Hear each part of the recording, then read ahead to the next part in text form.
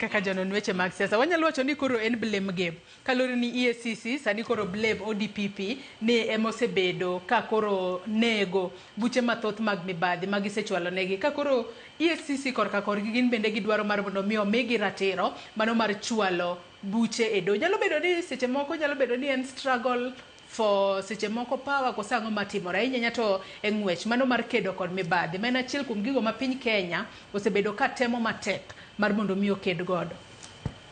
Joyce, kiwacho adier, EACC ni bandia. Tich otame. Kabisa. Ang'o momiyo? To gin kiwacho ni gitiyo makare. Kanye mabe. EACC ni bandia Joyce. Kendo ne mokelo yom mang'eny e wach mibadhi e Kenya ka. Ing'eyo, chik EACC ni ochalo tool ma samoro bende piny owacho tiyogo e goyo opponents e siasa. Niyo ne jaduong' John pesa dacheni. Nyo wuoyo marach ewi serikal nonura ne gimoro e wiye to kinyudo ka gimondo ka John pesa kogwen sa 10 pok ochiewo. Iwinja. Mago waseneno katimore e EACC ni. Giting'o katon gi jofwambo ni giting'o evidence. Kiny nekech osemiye headline e gazede te. DPP yenegi na karakeluru. Donge giseketo list ma witnesses. Itero imiyo gi gimiluongo ni nod. Approval for prosecution. Nyaka bende EACC ong'enia Director of Public Prosecution nigi chik mane, ratiro mane gi teko machike momiye Constitution ma Kenya. DPP nigi right to terminate any criminal case at any time so long as judgment has not been rendered. At any time. Now, usually kipenja gima timore ni jo EACC gi oseringo mako ji gitere court. Koro kinyo chopo idwaro witnesses. Witnesses onge. DPP ang netimango gi case ma onge witness. Onge gima DPP bro timo gi case ma onge witness. Witnesses ni ndiko 20. Gisechako ndiko barua ni gini ng'ane manowacho na wachi ok nanene. Gini ng'ane manowacho na ng'eny waneno kama ng'eny malich. To bende Joyce anyalo nyisi ni mibadhi ni owuok koni gi kocha. Ang'eyo ofis moro mar piny owacho mane koro odi gi wach mibadhi gi EACC achiel ni gi jood bura. To omenda noting owuok e county no kikelo Nairobi ne jood bura.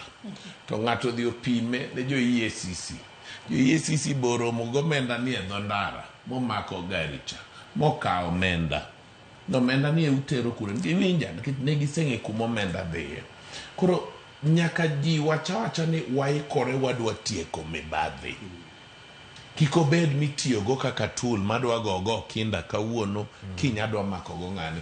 Power mar DPP to terminate criminal matters before judgment nitiere ene constitution. Inyalo mana gole gi referendum. Senate ok nyal golo tekono e DPP momi EACC. Nyalre. Koro miyo wawachuru adier waweuru go siasa gi weche mibadhi. Weche mibadhi hinyo piny. Ji nyiewo gik moko kae yawuoyi manyoro ok nyal chulo fees e sikunde mag kor gweng' kae. Kawuono nyithindgi somo loka. Gilokore billionaire. To yawuoyi gi nye wang'egi moko nye olo kuom omenda ni okinyi yawo skul yudna gimoro. Toki gachiel nyithindgi ni loka. Idwaro lifestyle audit. Nyaka wachak gi lifestyle audit. To bende emomiyo asiro kabisa.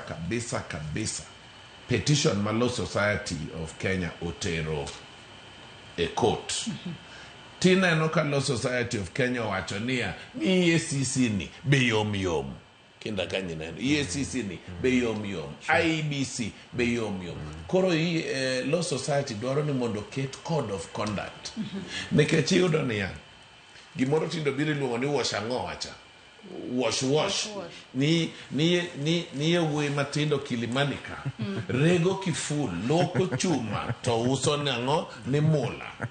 Koro en pesa moro ma kuma wuoke onge, nyithindo ringo go e kor gwenge kucho gidwa bedo go wajumbe, to kuondegi kidhi e doho ng'ane nyo maki gi bembo, ng'ane nyo maki gi mecho maragoko.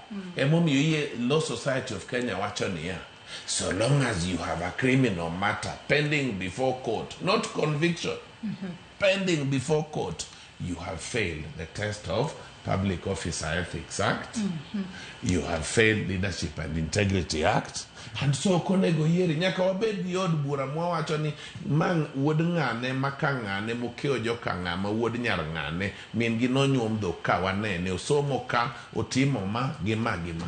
Ok niya nyathi moro tieko 12 ka rembore 12 no odhi Nairobi ndalo adek koduogo en gi Prado 50 lowe kor ndalo. Gimotimo mochomo yo to timore nade? Onge. Mago nyaka non. Emomiyo wadwaro ratiro bila mineno LSK ochako cha. Kata mana leji koma kawuono. En gi ji ming'eyo ni ng'ane ni tikuodhe no jang'owa ne ouso orego kiful. Ouso chuma moro. Ikuodhe te ene i od bura enemo loso chike. Koro wang' be ja EACC bro make. Kech gine magichiwo na EACC pesa mar budget. Penjo machielo ma ji nyalo bedo ni penjore ni buche mag mibadhi mosebedo kaneno ka ruombore penya. Nyalo bedo ni nitiere tudruok moro kod josiasa, gino miluongo kanyo kod dho ngere ni political interference. Ema koro miyo buche mathoth mag mibadhi. Bende koro waneno ka ruma kendo ng'ato koro bang' thuolo matin to koro iwacho no ler ka pamba. Joyce. Piero chiko ewi mia mag buche mora manyo tergo ng'ate court. Kisiro piny owacho mantie kawuono ni. Kes ni lala. Chakore mana gi ja EACC cha. Ok teru shahidi. Kasto kiny DPP donje gimiluongo ni nole. Nitie gimoro okinde luongo ni nole prosecui. Odhi oterminate. Dongi indongi ng'eyo josiasa moko makane pok olok loch. To nye imanyo gi nye gin gi cases jo EACC gi nye lao gi pok ineno moko makata nyowuok okao bunde ogogo ji momaki motere court to nikech gisiro piny owacho makawuono ni case cho oketi bro winj 2032